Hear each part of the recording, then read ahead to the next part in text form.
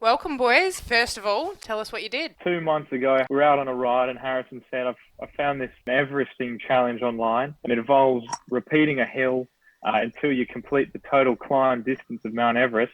And I sort of thought, oh, okay, that sounds like a good quarantine project. I reckon if we train enough, we can do it. So we, on the weekend, gave it a crack and were able to finish it. Harrison, how did you come across it? After the national regatta got cancelled very, very abruptly, I was left with sort of nothing to do and a whole lot of fitness. So just started doing a bunch of riding and a lot of climbing in particular, and really enjoyed it. Then I came across the Everesting challenge. I was sort of struggling to find motivation to train with no real adult goal. So I thought, oh well, we'll just give this a crack and maybe motivation really. How did you decide on Beyond Blue as a charity? We thought we wanted a charity that we really knew could actually have an effect on people our age and people we knew. And I think it's such an important topic that's maybe underspoken these days. I agree entirely. I think as two young men, I thought it was an important cause to promote mental health, especially in the sporting world. Yeah. Yeah, really important. Tell us a little bit about the actual day. I think the first biggest thing was we decided to actually start the effort at midnight with the intention of using the most daylight hours as possible. I found it really difficult to actually get into a sleep schedule where you start at midnight and then start riding. So going into it was a bit tired and felt a bit weird getting the bike around 11:30 when it was pitch black, and then, riding into the night for about 7 hours. We had to feel quite lucky to have a few people send us off and do the first 3 or 4. Got a bit boring after a while, the enthusiasm wore off. I think around sort of 5 to 7 a.m., definitely the darkest hours mentally and physically. I think that's really the time where both of us thought about throwing the towel in. But once that sun came up, we'll go from there. We got a bit of abuse from a couple of motorists at about 3 a.m. That was definitely a highlight, you could say. That was funny. There was someone in a BMW telling us that real men don't ride bicycles or something. I think we just couldn't be phased at that point in the morning. What was the final time that it took you guys from start to finish? It took us 23 hours and 29 minutes. Why do you do that to yourselves? To be fair, we didn't think it would take us that long. We were a bit slow. Tell us about that. I spoke to Harrison the week before and you said you were targeting 16 hours. What was the biggest consideration that you missed that took up the most time? We'd done the calculation and we were targeting around 16 to 17 hours moving time. Any additional time required for resting would be tacked on. So we were able to hit, I think we did 17 and a half hours. So we weren't far off our target of 17 hours moving time. So I think we underestimated how much rest in between laps we would need to take, and sort of like our major rest period, I think we underestimated how long we would need for those. And that sort of stretched it out a lot more than we thought. Yeah.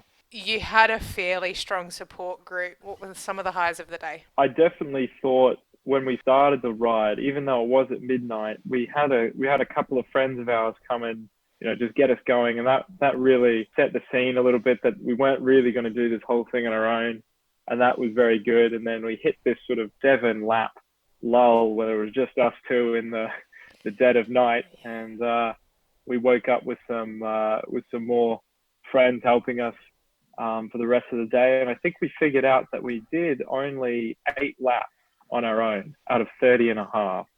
So it was a good effort. I appreciate the support that we got on the day. I think if there had to be an individual sort of one high moment, would probably be Oscar joining us around 7:30 in the morning after having me and James alone together for about 5.5 hours. Didn't think it was real at first, but yeah, just seeing him at 7:30 in the morning as first company in about 5 hours. Between about 2:30 and 7 a.m, we didn't see anyone, know the cyclist or the motorist really, so it's surreal to see another person. At one point we had definitely over a dozen people riding together as a group in the mountain.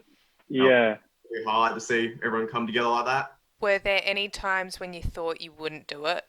Yeah, I think there were a couple of times where we were definitely feeling the effects of it.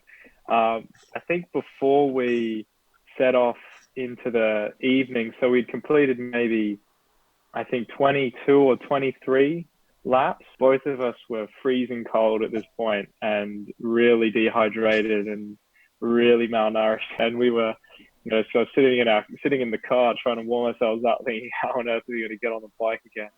And I think that for me, that was definitely the point where I was like, I don't know how on earth I'm going to sit on the bike for another like 7 hours here. Oh God, I couldn't imagine doing it. Like I did one lap with you and I was like, that's it, I'm done. I'm done.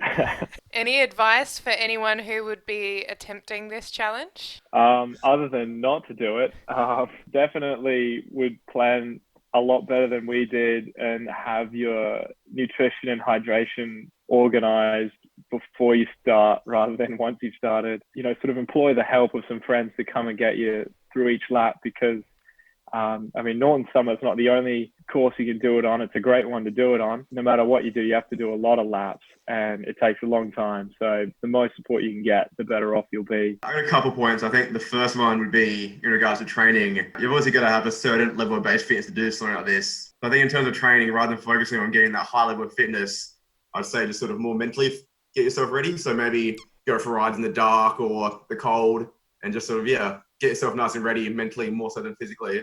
Because I think that's what it totally comes down to in the end, more than physical. And the other point would just be leave nothing down to on the day. Go down, make sure you know the climb, make sure you're familiar with your equipment, make sure you're familiar with riding in the dark, and just test everything before you go on the day. Talk me through your nutrition and hydration. What did you actually do? How much did you eat? Cycling on the trainer and monitoring our calories burned per hour, we sort of estimated that we would have to consume about 750 to 800 calories an hour. So every 30 minutes, we'd be having some kind of high calorie nutrition like bar or high protein bar just to keep us ticking over in our sort of larger break, which is about 30 to 40 minutes. When we would take those, we would, ham and cheese sandwiches, peanut butter and jam sandwiches, iced coffee, Coke, just high calories, lots of sugar just to keep us motoring along. And in terms of hydration, fortunately we did it on a cooler day, and that I think helped us a lot. We dehydrated a lot slower. Because of that, we didn't need to drink as much, but we still aim to consume about a liter every hour. We figured we would need to replenish about 90% of all the water we lost. Otherwise we would just completely wipe out. How would you prepare mentally for something like this? I think just, take it one bit at a time. I think it's really important just to break things down to little bits. I think that's why it got a bit much at the start. If you complete one lap and then think to yourself, you got 31 more, it's really easy to just get caught in your own mind. While if you focus on little things like finishing 5 laps or finishing 1 lap, or I know even towards the end, we're focusing on just the 500 meters in front of us or the next light pole. And I think if you take those little victories and keep building upon them, that's really quickly to, help you get to the ultimate goal. How'd you pull up? How are your bodies feeling now? I've still been trying to replenish the calories to this day. It wasn't too bad, actually. I think it was more so just a little tiny pains, felt no worse than a high 2 calorie up around 30. But the things that really got me were just the knee ligaments were absolutely shot the next morning, and just the shoulders and wrists vibration from the downhill in Norton was actually quite bumpy. So I think it's more so those than the actual muscle fatigue which got to me. I've had numbness in my fingers until today, and my face has all been wind burnt and all kinds of chapped lips and all of this sort of stuff. So any advice to anyone who's looking to do any hill climbs in the next challenge? Take the descending very easy. Yeah.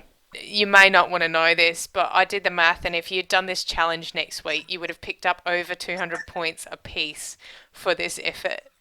No chance of you doing it again? I had the idea of doing a 24-hour ride at Vic Park just to get the base Ks, but we'll see. Maybe do a 5 ride there.